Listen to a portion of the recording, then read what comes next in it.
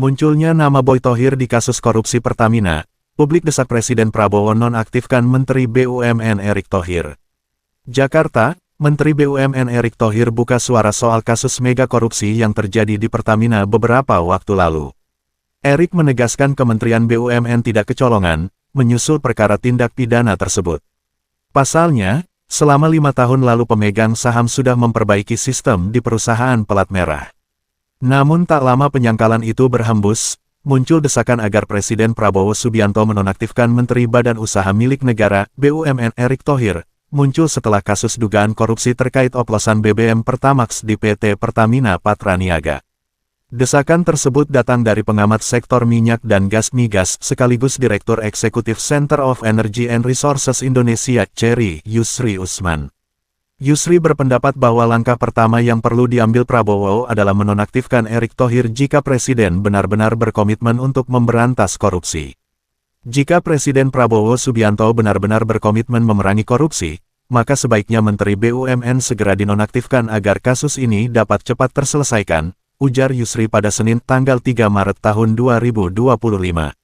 Yusri menjelaskan bahwa pejabat-pejabat di Pertamina yang ditunjuk oleh Erick Thohir terlibat dalam pengelolaan ekosistem pengadaan minyak mentah, bahan bakar minyak BBM, dan liquefied petroleum gas LPG yang dikuasai oleh kartel minyak. Hal ini, menurutnya, sangat merugikan masyarakat. Rakyat pengguna BBM sangat dirugikan oleh proses bisnis yang koruptif di Pertamina yang diduga dilakukan oleh pejabat-pejabat yang ditunjuk Erick Thohir, jelas Yusri. Selain itu, Yusri juga menyoroti sikap Erick Thohir yang sempat bungkam selama lebih dari 4 bulan, terutama sejak Kejaksaan Agung mulai menggeledah kantor dan rumah direksi Pertamina pada Oktober tahun 2024. Baru setelah pertemuan dengan Jaksa Agung, Erick Thohir mengungkapkan rencana untuk mengevaluasi direksi Pertamina yang menjadi tersangka. Yusri meyakini bahwa tim penyidik Kejagung sangat profesional dan memiliki cukup bukti untuk mengusut kasus ini. Ia menegaskan bahwa Pertamina tidak bisa lepas dari tanggung jawab Menteri BUMN. Proses bisnis pengadaan minyak di Pertamina tak bisa lepas dari tanggung jawab Menteri BUMN dan mantan Dirut Pertamina, paparnya. Yusri berharap Prabowo segera menonaktifkan Erick Thohir untuk membuka kasus oplosan Pertamax ini secara transparan.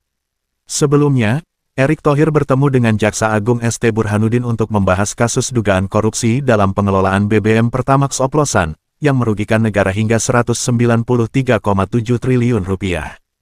Terkait hal tersebut, Erick Thohir mengaku enggan memberikan banyak informasi kepada awak media. Saya dan Pak Jaksa Agung rapat jam 11 malam mengenai isu apakah ini blending oplosan, kita enggak mau berargumentasi, ucap Erick Thohir. Erick memastikan bahwa jika praktik oplosan memang terjadi, penindakan pasti sudah dilakukan sejak awal. Ia juga menyinggung tentang tahapan blending dalam proses pembuatan BBM di industri perminyakan. Tapi kalau itu ada oplosan di titik tertentu, kan pihak kejaksaan sedang menggali itu. Apakah ini blending? Ini beda lagi karena ada yang namanya blending di industri perminyakan yang selama ini sudah terjadi, jelas Erick Thohir. Erick Thohir juga menjelaskan bahwa tidak semua SPBU milik Pertamina, karena ada juga SPBU yang dimiliki oleh pengusaha swasta. Oleh karena itu, ia meminta semua pihak untuk tidak menanggapi isu BBM oplosan ini dengan emosi. Selain desakan untuk menonaktifkan Erick, kabar lain berhembus tentang orang-orang yang turut ikut serta dalam kasus mega korupsi tersebut. Pemilik PT Alamtri Resources Indonesia Terbuka, Adro Garibaldi Thohir alias Boy Thohir, diduga terlibat dalam skandal korupsi terkait tata kelola minyak mentah PT Pertamina Patraniaga yang saat ini tengah diselidiki oleh Kejaksaan Agung Kejagung. Boy Thohir diduga berperan dalam mengendalikan sejumlah pejabat Pertamina yang saat ini telah ditahan. Informasi tersebut diperoleh dari sumber internal Kejaksaan Agung yang menyebutkan bahwa Boy Thohir mengatur pejabat-pejabat tersebut melalui 2 orang kepercayaannya, yakni R. Heri Zunardi alias AI dan Febri Prasetyadi Suparta alias Mr. James. Menurut penelusuran, R. Heri Zunardi alias AI menggantikan Erick Thohir sebagai Komisaris Utama PT Mahaka Media Terbuka, ABAP pada 2019. Tepat setelah Erick Thohir diangkat menjadi Menteri BUMN. Melalui AI, Boy Thohir diduga mengatur 6 pejabat Pertamina yang bertugas menangani masalah impor minyak. Mereka adalah Rifa Siahaan, Yoki Firnandi, Maya Kusmaya, Sani Dinar Saifuddin, Edward Kohn, dan Agus Purwono, ujar sumber inilah.com yang mengungkap siapa saja yang diduga dibina Boy Thohir melalui AI. Jadi secara tidak langsung, 6 tersangka orang Pak Boy yang dibina oleh AI, tambahnya. AI juga diduga terlibat dalam menangani masalah impor minyak bersama 6 tersangka di kantor PT Jenggala Maritim.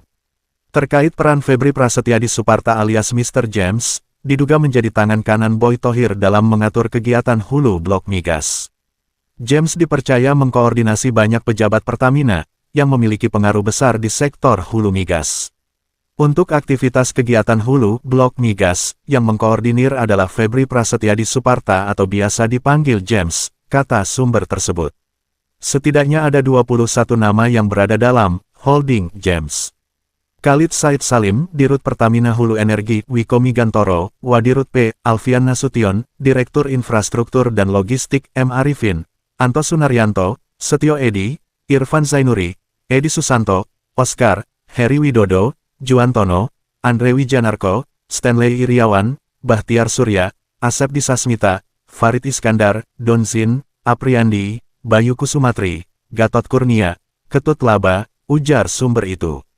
Selain nama-nama di atas, juga terdapat beberapa individu lain yang diduga menjadi binaan James, seperti Arif Setiawan, Harati Esti Prihartini, Heri Budi Sidarta, teman dekat Gading Danif Danusaputro, dan Andri Widiasti.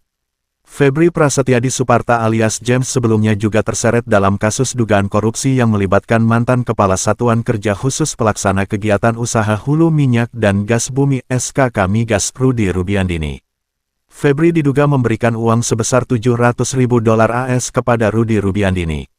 Devi Ardi, pelatih golf yang juga orang kepercayaan Rudy Rubiandini, mengungkapkan bahwa Febri adalah orang kepercayaan Boy Thohir. Saya disuruh Pak Widodo ketemu orang bernama Febri, Febri ini orang kepercayaan Pak Boy Thohir, kata Devi Ardi saat bersaksi di Pengadilan Tindak Pidana Korupsi Jakarta pada tanggal 28 November tahun 2013. Saya dikasih uang $700.000 AS, saya sendiri juga ikut menghitung dengan Febri, pemberian uang itu dilakukan di kamar hotel, Febri mengatakan tolong serahkan ini ke Pak Rudy, tambahnya. Febri juga pernah diperiksa oleh Komisi Pemberantasan Korupsi (KPK) pada tahun 2013 saat menjabat sebagai pimpinan PT Zerotech Nusantara. Selain itu, nama Febri kembali mencuat saat rapat dengar pendapat RDP Komisi 7 DPR RI dengan PT Pertamina Hulu Energi, PT PHR, dan PT PHM pada tanggal 10 April tahun 2023. Dalam RDP tersebut, James diduga memiliki pengaruh besar dalam penempatan pejabat dan pengaturan proyek di perusahaan minyak dan gas milik negara.